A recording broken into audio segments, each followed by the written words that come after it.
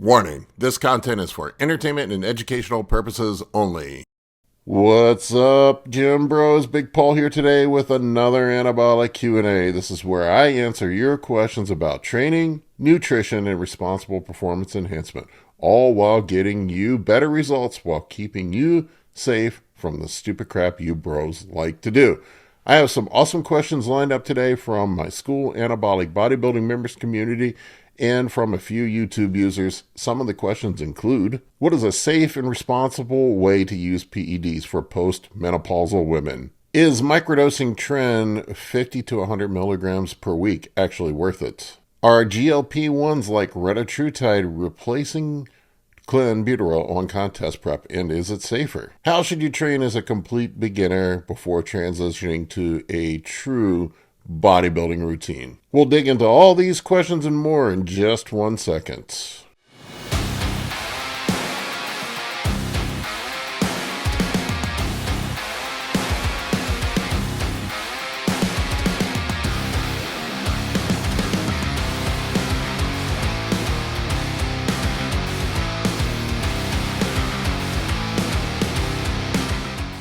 All right, before we go through these questions, please like and subscribe. I get a lot of people that watch my channel, and not many of you fuckers actually subscribe. If you want to support me and you want me to make more of these awesome videos, please subscribe to the channel. It helps a lot with the algorithm. It helps me grow my reach and improve my standing on YouTube.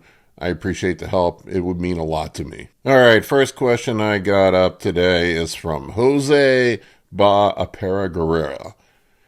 I hope I said that right, Jose. I apologize if I didn't. Jose asked, what's your go-to cycle when Finasteride and Primo are limited in supply right now? Yeah, we are in the great Finasteride and Primo drought of 2025. No end in sight, at least none that I know of. We don't have a lot of other choices at this point. When I put a cycle together, what I like to do is start off with a testosterone and growth hormone base.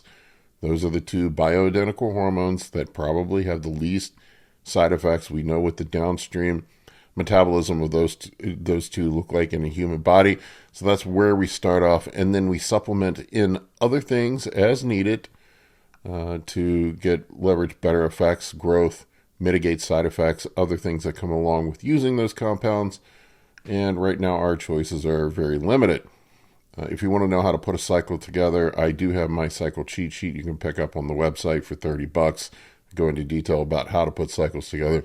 But my basic principle is to start with those two first, and then I branch out from there. In my tiers of safety when it comes to anabolics, I would put Primo and Finasteride in the A tier of an adjunct to testosterone and growth hormones. So that's usually where I like to start.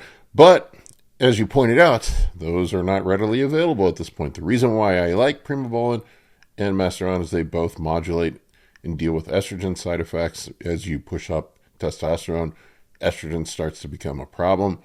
Finasteride acts much like a serum, where it blocks the estrogen at a receptor site, at least at the receptor site. At least that's what we understand. And Finasteride Primo seems to act like an aromatase inhibitor, lowering the conversion of testosterone to estradiol. Now, what we're left with at this point, really, the only thing that makes any sense to me to run is an adjunct to the testosterone at this point as a primary anabolic would be Equipoise. And Equipoise is very potent at modulating estrogen. It is very suppressive. You'll hear some guys out there, I've seen other coaches and other people say that Equipoise doesn't lower estrogen. There's no studies that show that. Be that as it may, I've looked at hundreds of blood panels over the years, and every single person that I see, for the most part, there might be some outliers, I would say probably 98% of the people I look at have very strong lowering of estradiol when using Equipoise. Equipoise, one of the metabolites seems to, I can't remember the name, 1,6 something dione, I can't remember the name of it off the top of my head, seems to be an aromatase inhibitor. I can't remember the metabolite. One something dione. I don't recall. You can look it up. It also Equipoise reduces to androstenedione and further reduces to estrone and not estradiol predominantly. So some of the reduction in estradiol could be indirectly as a result of that. But regardless, the net result when we look at blood panels is E2 gets very low sometimes when running Equipoise aggressively. And Equipoise has a very long half-life, so we have to be cautious with how quickly and how much we push Equipoise up. There's really no prescribed ratio of Equipoise to testosterone, but what I've seen anecdotally is somewhere around half of your testosterone dose is sort of the sweet spot. Sometimes less for some people, sometimes a little bit more, but half will at least with me, pulls me right in range when it comes to my estradiol. So if I'm running 500 testosterone, I will run the Equipoise at 200 to 250, maybe even less than half, 40 to 50%, I would say, somewhere in that range. Once again, this is not an exact science. This is just anecdote, what I've seen work. There's no really prescribed ratio, but you just have to play around and see what works for you. I would start off conservative. There is some concern with Equipoise when it comes to cardiovascular health and kidney health. There are some studies out there. There's an old study that was done on rabbits that showed Equipoise to be directly nephrotoxic. Equipoise also seems to more aggressively raise hemoglobin, red blood cell count, and hematocrit than other anabolics. In my humble opinion, from what I've seen in my anecdote, it's more aggressive at raising those than anything, with the exception of Vanadrol. So if you're prone to high hemoglobin, red blood cell count, and hematocrit, that's something else that you have to be aware of when running Equipoise. But really, Equipoise is the only choice that we have left to modulate estrogen with when running a testosterone and GH base. The other option would be to throw nandrolone at it. That would be the other one that I see in the B tier. But the problem with nandrolone is nandrolone seems to do the exact opposite. It upregulates aromatase expression and just makes estradiol conversion worse. Now, what the old school bodybuilders did, and back in the early 2000s, we didn't understand things as much as we did now. Guys would run a combination of testosterone, Equipoise, and a little bit of nandrolone. Deca, or Deca back then, but now Deca and MPP, maybe a little bit of D-ball. But, so probably what was going on is the Deca was balancing out a little bit of the suppressive effects of the Equipoise when it comes to estradiol, or either or, however, which way you want to look at it. But they worked together synergistically to keep estradiol in range. I am not a huge fan of nandrolone at this point. It causes me all sorts of issues when it comes to anxiety, to sleep, to my mood. I get a lot of side effects. It seems to be the one thing that triggers gyno in me at this point. So I stay away from it for the most part. But really, we don't have a lot left to choose from. That's about it. You could just run test in GH and see what you can get away with. And if your estrogen gets out of control, you could run an aromatase inhibitor. You could throw Equipoise at it to use as an additional anabolic that's going to modulate estrogen when estrogen gets out of control. There's really no other choice. I guess you can make an argument to run nandrolone only cycles, but I've tried that before. That shit will just make you fucking lose your mind after a while. And I don't think it's healthy for you, because you do need some DHT conversion and some estrogen conversion. And synthetic progestins do really weird things in a man's body. And all these dudes that run these 19 nor Deca only cycles, if you look at them down the road, they end up usually losing their fucking marbles. They all end up going nuts and getting paranoid and having anxiety and just cardiovascular problems and all this stuff. So I would probably stay away from that as an option. Same thing with oral only cycles, and not a viable option in my opinion. All right, next question we have up here is from the School Anabolic Bodybuilding Members Community from Papa D. If you want your question answered like Papa D on the Q&A, join the community. It's $30 a month. Link is in the video description below. Papa D asks, are low-calorie sweeteners like monk fruit and stevia okay to use while on a low-carb diet? Well, Papa D, I don't think they're going to affect your fat loss in any way. And if you're trying to stay in ketosis, I don't think it's going to have any profound effect on ketosis, at least not through any mechanism that I know of, assuming that you're doing a keto diet or anything like that. But here's the problem with slamming the artificial sweeteners. I see a lot of dudes get carried away with them on contest prep, and then they end up having gut issues, and they wonder why their stomach's upset, why they're farting, why they have diarrhea, why they have acid reflux, and it's from the artificial sweeteners. A lot of these artificial sweeteners can have a pretty profound effect on your gut microbiome, on fermentation in the gut. You have to be really cautious, especially with sugar alcohols. I've seen a lot of people have problems with sugar alcohols, especially in a lot of these keto-friendly foods. If you look at them, like protein bars and things like that are keto friendly, a lot of those things have sugar alcohols or some combination of sugar alcohol and monk fruit in them. A lot of the low carb foods have monk fruit. Monk fruit really can mess your gut up. I mean, it really fucks my stomach up. The same thing with sugar alcohols, and it seems to be certain sugar alcohols that are worse than others. You'll have to look at things like some of the calorie-free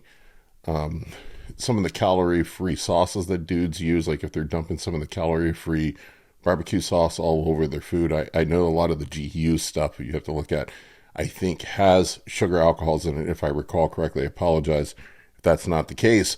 You have to pay attention to that stuff and see how it affects your stomach. Now, I think using that stuff in moderation can be okay. It can help you get through your diet if it's something that helps keep you on track and keeps you from cheating. Use it in moderation. But I think a lot of guys, as they get deeper in a caloric deficit, they're struggling with hunger, they start really slamming a lot of sugar-free stuff. I've been guilty of it myself in the past. The other issue with some of the sugar-free stuff is as you use it, it can kind of increase your cravings for sugar. And I've seen guys actually crack on their diets from using sugar-free stuff.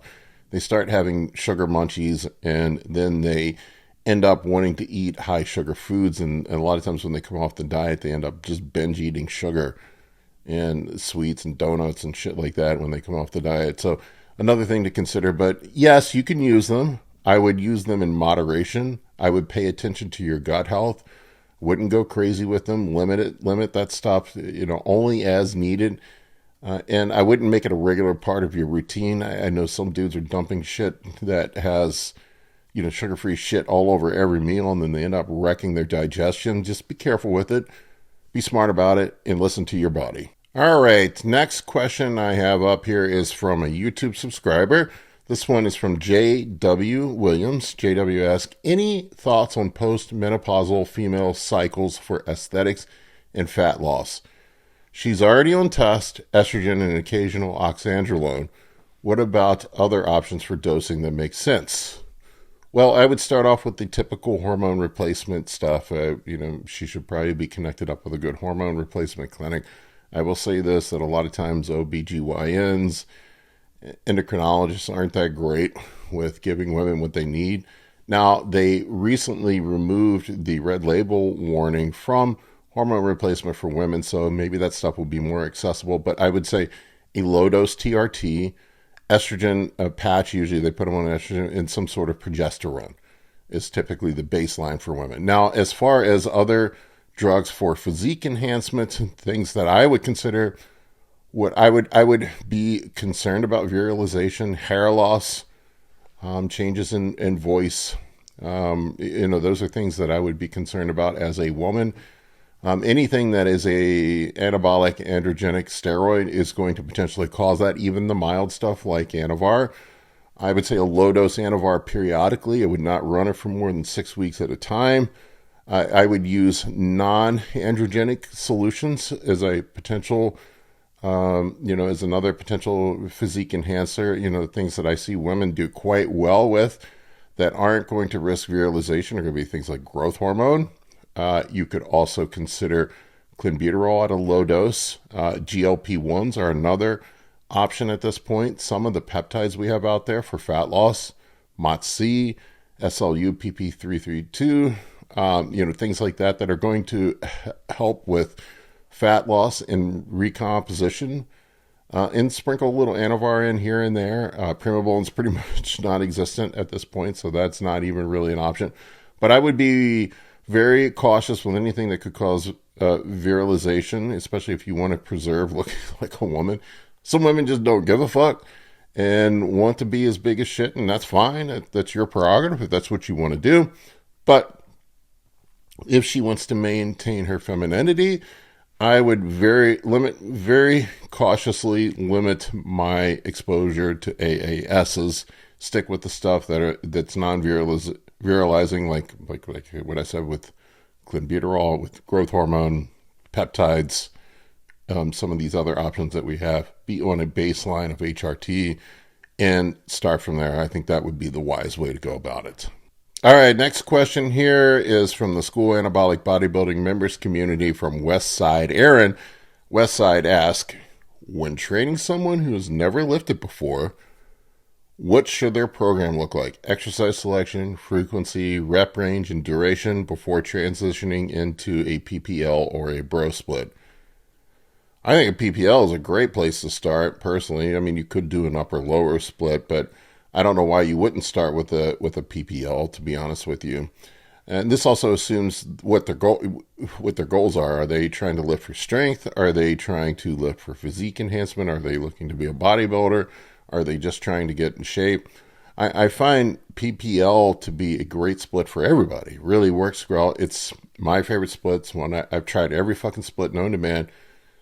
I feel I've tried upper, lower splits. I don't feel like you get enough time with specific body parts to really train them effectively.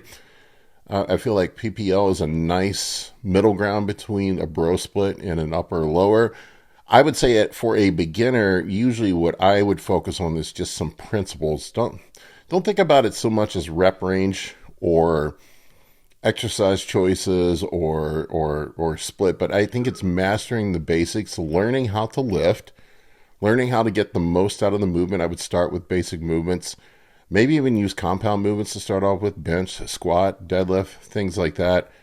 And then as you get stronger, you can progress to other things. You can move away from some of the more dangerous lifts, but really learning how to lift properly, control the weight, and get the most out of the weight.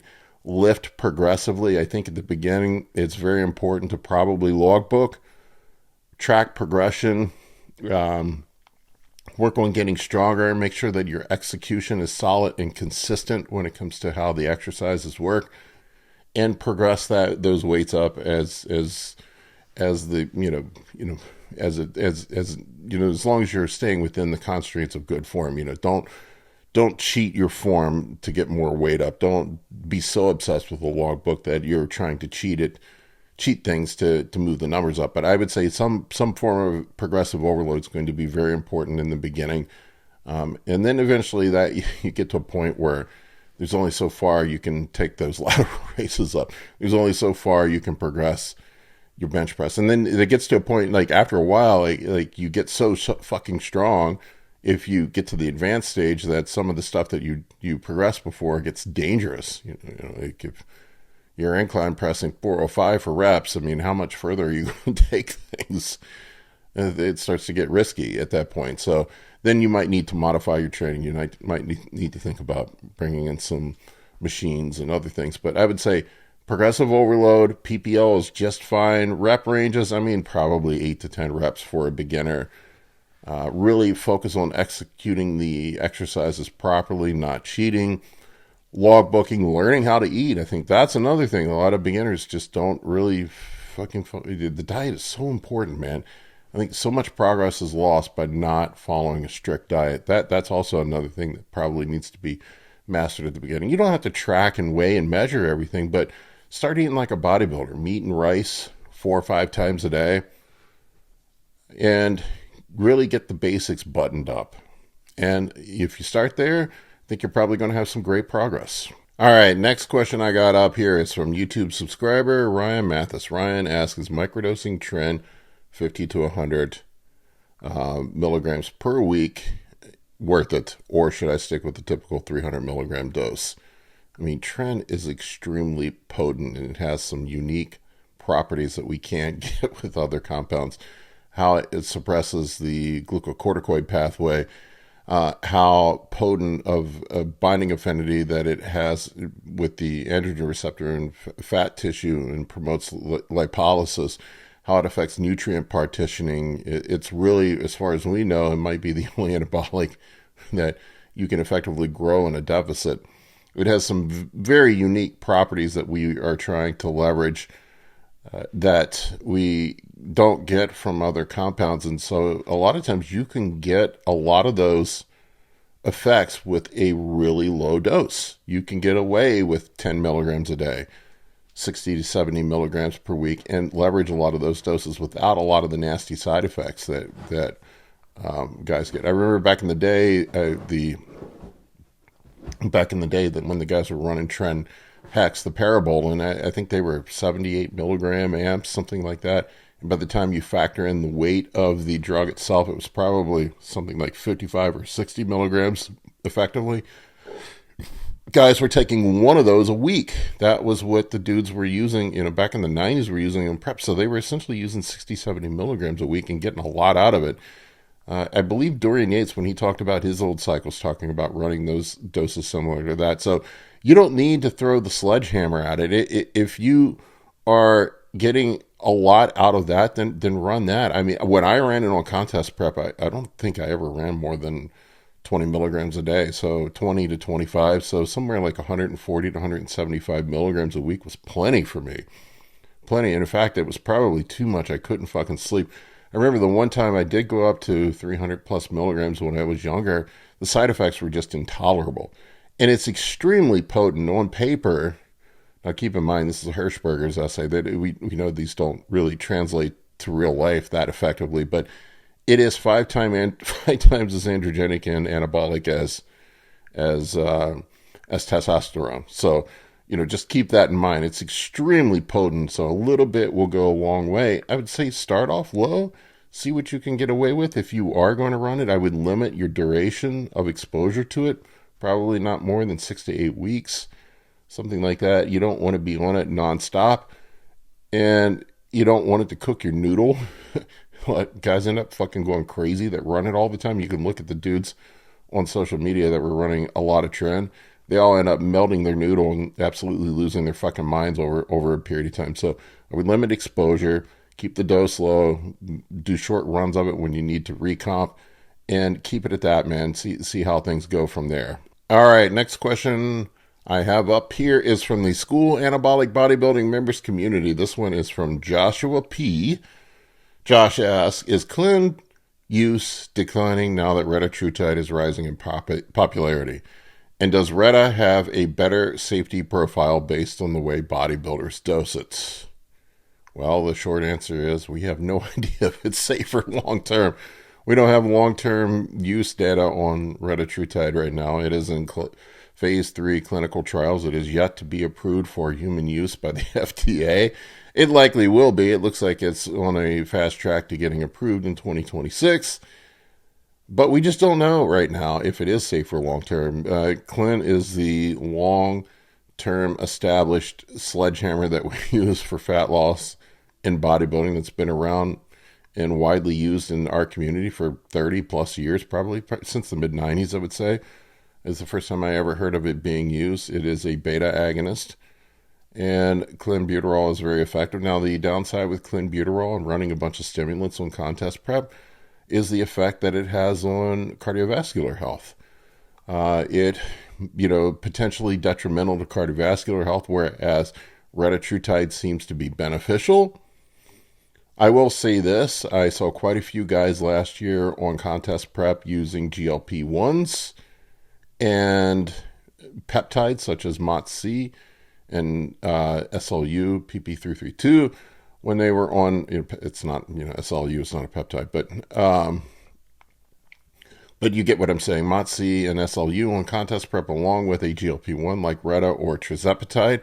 I will say this, when I looked at blood panels coming out of contest prep, they were much better than they were when guys were using the traditional stimulant-based fat burners on contest prep, such as Clenbuterol, ephedrine, caffeine, yohimbine, and whatever else the guys were using.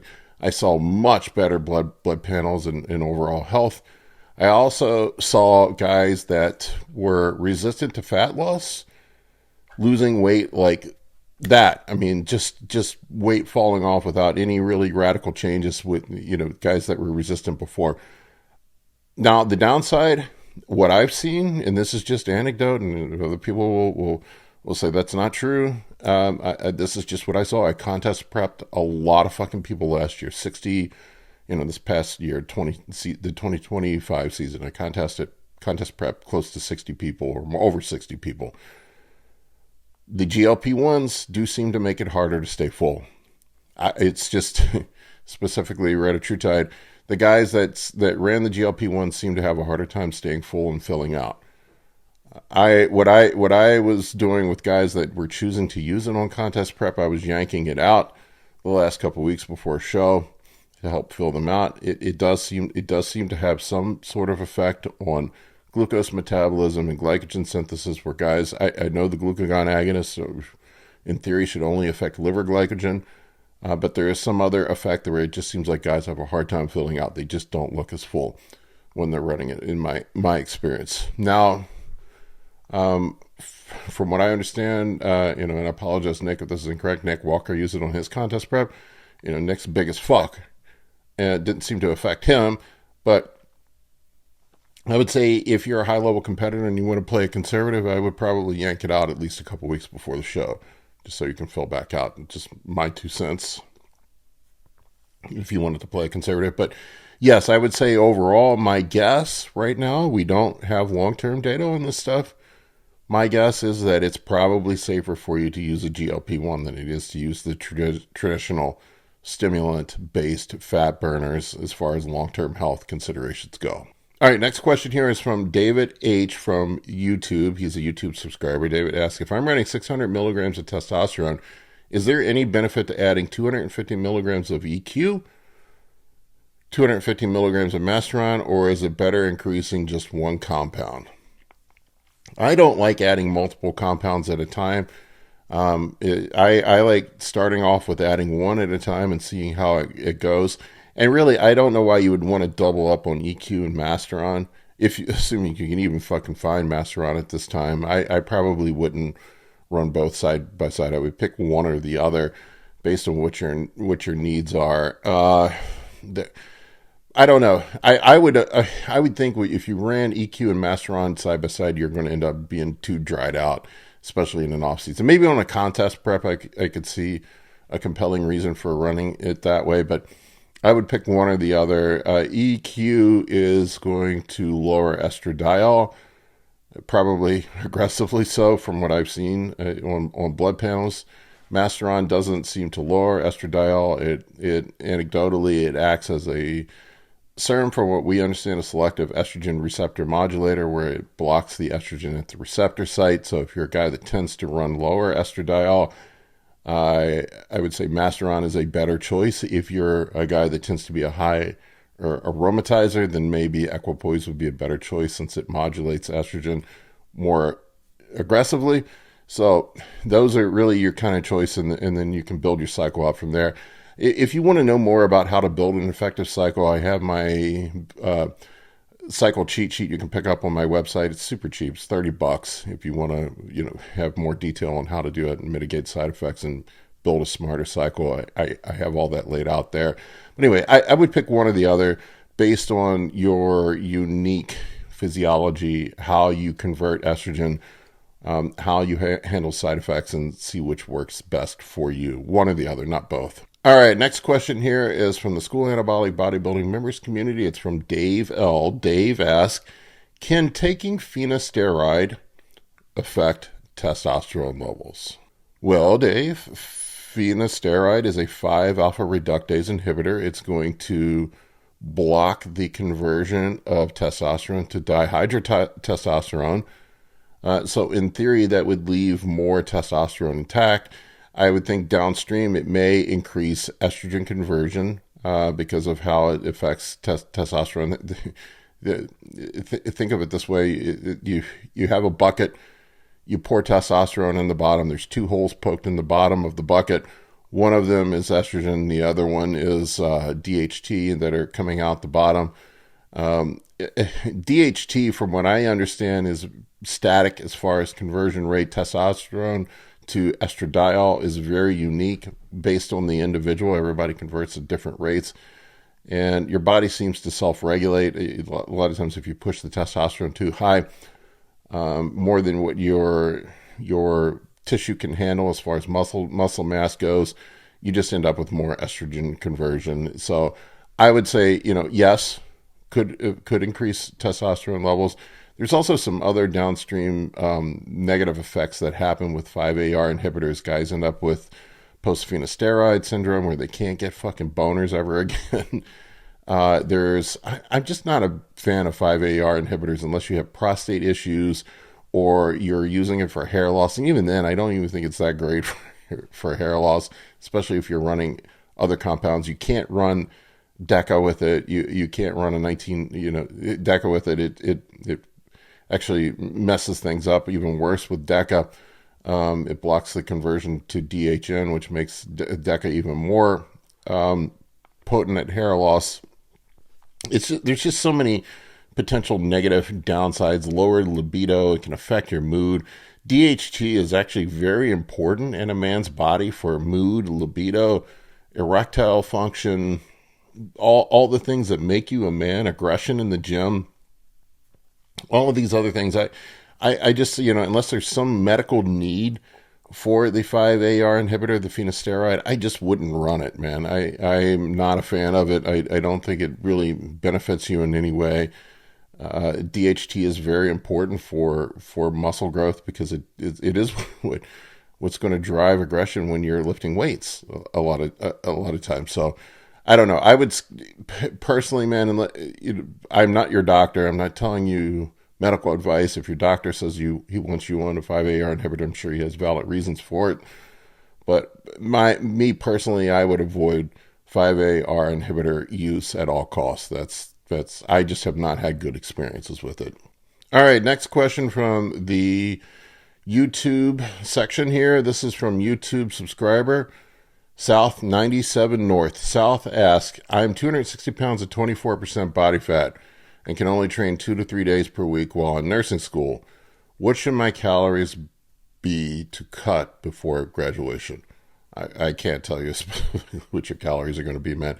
It really just depends on your metabolism. And I've seen great variance between metabolism. What I can tell you, there are certain macros I usually start guys off with when I'm working with somebody. I would say this: the protein is going to be the base of all your nutrition. I start off with 1 gram to 1.25 grams per pound of body weight with protein. That's a non-negotiable. Start there. Leave protein static as is. I would probably run some sort of caloric cycling. I would take 1 to 2 days a week and probably go 0 carbs. Use those days as fat loss days. Fats, you're going to need a certain amount of fats in your diet. I would keep your protein sources as lean as you possibly can keep them. Keep the saturated fats out of your diet as much as you possibly can. You're going to want to supplement in some essential fatty acids, omega-3s and omega-6s. It's, something like 30 to 40 grams per day is plenty. And on your, with your carbohydrates are really the major wild card here. What I have found with carbohydrates, and this is my general experience, I like to keep them stacked around the workout window. But the minimum amount of carbohydrates before you go to 0, it's kind of like 150-ish. I found once you get below 150, you might as well just go to 0 because you're kind of in this nether region where you're not in ketosis, but you don't have enough glucose intake to, make you not feel like a fucking zombie. So you're better off just going to zero carbohydrates if you dip below 150. But what I like to do is cycle the carbohydrates. So the days that are zero carbohydrates, I would have those on my non-workout days, just, non-lifting days. I would do some cardio, light cardio, some less cardio. On my lifting days, I would never take carbohydrates out from around my workout window. So say if you were going to eat that 150 grams of carbs on your workout days, I would place it something like 75 grams of carbs pre and post workout. Maybe you can start off a little bit higher with the carbohydrates if you want it. Maybe you could start off with 100 and 100. See how your body responds to that. That's probably where I would start. And then really it's just a game of net negative energy expenditure. If you want to drop 1 pound a week, you're going to be in a net negative energy balance of 500 calories per day. If you want to drop 2 pounds of fat per week, you're going to be in a net negative energy balance of 1,000 calories per day. And that deficit is created through either eating less food or doing more exercise. That's really your two choices. And I don't think 3 days a week are going to be effective enough. I know you are in nursing school. You don't think you have more time, but you can make more time, man. I promise you that. You can get in the gym more than 3 days per week. We're talking an hour a day. There are 24 hours in a day. Just sleep an hour less. or take away Netflix times or whatever. I'm sure you have an hour in a day that you're fucking off doing something else that you can make up for it. Scroll social media a little less. There are ways to make up for that extra time. I would say you probably want to be in the gym 4 or 5 days a week minimum if you want to effectively lose that fat and get that fat off. That would be and that's going to be the easiest way to do it. It's only so low you can take the calories. If you're in school and you're trying to be functional in studying, you're probably going to need some carbohydrates in for cognitive performance. My brain is fucking mashed potatoes when I don't eat carbohydrates. I know some people say they feel great on when in ketosis. I am not one of those people, and I find that most people aren't. In fact, there was a study done recently. I don't recall the exact numbers on it, but it was something like 1 in 5 people say they feel better on ketosis. So it's the minority that does. And I know some people say they feel great. I'm not one of those. You can experiment. If you wanted to try a keto diet, you certainly could do that. That is an option. But at the end of the day, it's a net energy balance game. You have to be in a caloric deficit, and you can create that deficit through either more exercise or less food. There are drugs you can use at this point. We have GLP1s, we have fat burning aids, but they really are not going to make as big of a difference as the energy expenditure game that you're playing with food and with exercise. All right, last question is from the School Anabolic Bodybuilding Members Community from Ryan T. Ryan asks, how can you tell if GH is really working? What physical changes or blood markers confirm the effectiveness, especially when comparing UGL to pharma-grade HGH? I just really don't see any fake UGL GH running around anymore. I think that's been overstated. In fact, some of the UGL GH I've run into recently, I've heard people talking about, is probably overdosed. Guys are having nasty side effects from it.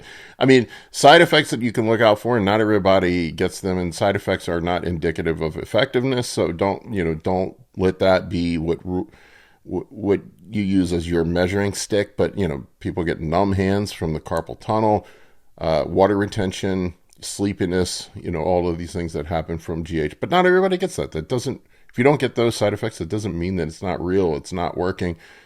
Blood markers, I know some guys will use IGF-1 as an indicator, but it's really a poor one for HGH, whether or not your HGH is any good. IGF-1 levels can be affected by many things. I mean, shit, if you're on a low-carb diet, that alone can make your IGF-1 low.